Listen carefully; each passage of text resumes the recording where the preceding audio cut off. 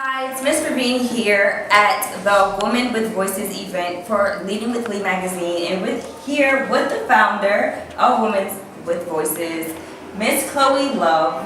What an amazing event! Wow, the turnout was incredible. But in the spirit of Women Empowerment Month, Women's Month, what does Women Empowerment mean to you?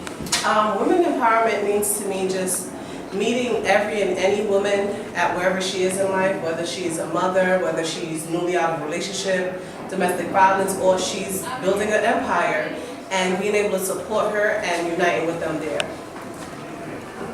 So, back to the organization as the foundation. What inspired you really to create Women with Voices? What does that mean to have a voice as a woman?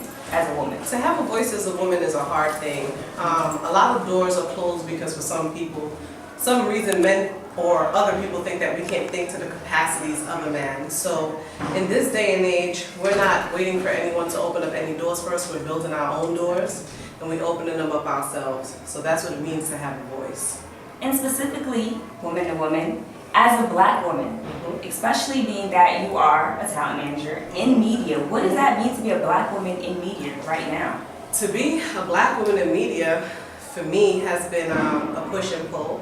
I go through things where I'm highly respected for the things that I was able to do, but then you have situations where my team will keep letting everyone know she's the manager, but they will ask every other man a question and naturally not asked me. We went to go see a new space and the man introduced himself to everyone but me, and I had to ask him if he know me from somewhere, if we had beef or something, and he was like, no, I just thought you were with someone, and even if I was, does that mean that I don't belong in the room? I'm actually the person who's here to pay the bills.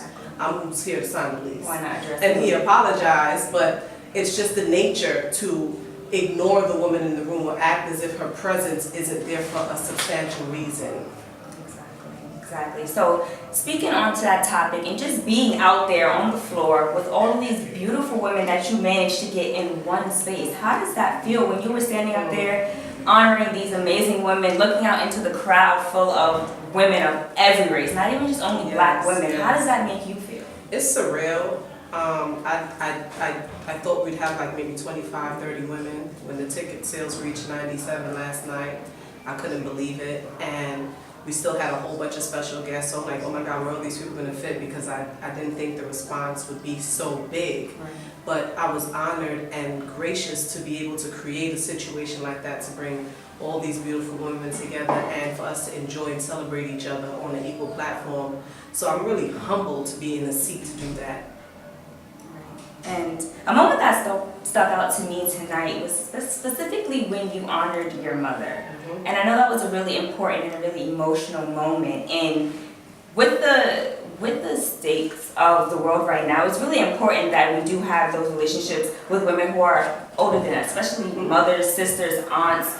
Just how do you recommend that we cultivate those relationships or even strengthen those relationships with women who are in our industry? It could be our neighbors, it could be our co-workers. You know, just how do we reach out and support women? Sometimes women find it hard to support women. That's just being honest. Yeah, sometimes women find it hard to support women, and sometimes women find it hard to be supported because they've been through so many things that I may tell someone I want to honor you because I think you're great, and they may think it's a joke or I'm trying to set them up. And it's a sad and unfortunate thing, but all you can do is try and show the best you and hope that it shines through and the person is receptive to it. Almost everyone outside of the few people that I went to high school with, I met on Instagram over the last 30 to 60 days, and I've built a relationship with them. I met Mita on Instagram. I met Jamela on Instagram, who introduced me to Mita and Aisha. And it's like I met all these women and built strong relationships where we're out here and we're speaking and we're a part of this big movement, and we all link up via IG. So sometimes you just gotta reach out and just, sometimes as women, I don't want to say swallow your pride, but put the ego aside and wake up. You know, I'm in people inbox like, bless queen, how you doing? Yes! Even in the comments, good. Bless queen, you doing it, let's link up. You know, they probably think I'm trying to bag them or whatever, but you know, I come in smooth. Right, but just on another thing, just building, you know, it takes a team. Teamwork makes the dream work. This is what everyone knows. How do you find people who are just as dedicated to your vision, just like this event tonight. You spoke very highly of the women around you, the women who are building you up, the women who are pushing you forward. How do you, if you can explain that process, find people who are like-minded like you? The law of attraction. There's a saying in the streets, real recognize real. And as simple as it is as true as it is. Real people recognize real people. It's easy when you know what you stand for to filter out a lot of the BS really early and find these indicators to know if you're wasting your time with somebody or where this is going to go. And I feel like when you project these great things and you are true to it, the Lord and the universe will find a way to bring it to you. Some things are just magic. Right. And that's just the magic we possess, so we put it out there. Just a couple last questions, specifically about the event. I know you mentioned that, you might have thought you would have got some backlash for specifically focusing on women on your first event. How did you maneuver through those thoughts, move through that space, and just really lock down on the idea that I'm a woman, I want to, love on other women, I want to bring them in this space? Well, I mainly got the backlash or the questions on the why do you feel that you should honor women on your first event on an upcoming organization? And my response was simple. I don't need anyone's permission to celebrate who I think is great. And I don't need anyone's permission to celebrate women because that's what I feel like celebrating. And that's just what it is. When you are true to what you want to do and there's a sincerity behind it, it really doesn't matter what anyone else says because everyone else that needs to be there is going to fall in line. And if they're saying the opposite, that's probably really who you don't want to be around or have something to do with your situation anyway. And when you were creating this event, we had women from all walks of life.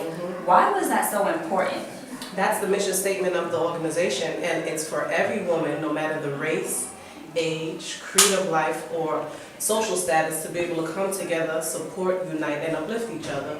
So I feel like the room reflected the mission statement, and I'm really happy that when you can see, without me having to explain what was supposed to be happens, then the movement speaks for itself. All right, so now we've had this amazing event. We have all of the support behind us. We're on the map. I mean, not like you weren't on the map before the event, but we're definitely here.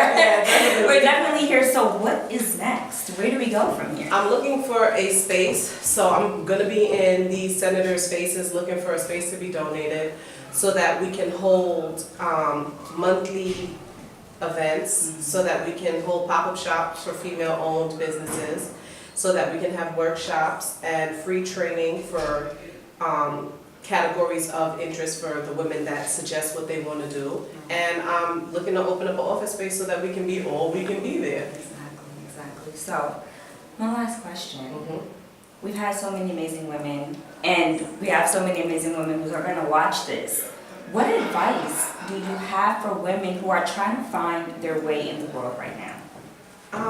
My advice is just to be true to yourself, and it sounds cliche, but it's the most important thing. You are not to be in competition with what someone else is doing because you don't know what that person did to get there. The only person that you are in competition with is yourself. Work to be a better you tomorrow, next week, next month, and next year. If you're better this tomorrow than you were yesterday, then that's progression. Don't look to the left or the right of what this person is doing and that person is doing. Do what you want to do and watch yourself grow. And you always going to reach the top. Thank you so much for cultivating this space. Thank you for taking the time to speak with us. Thank you for your vision, your dream, and you're just going to go far. Thank you. Have it. Thank you for coming.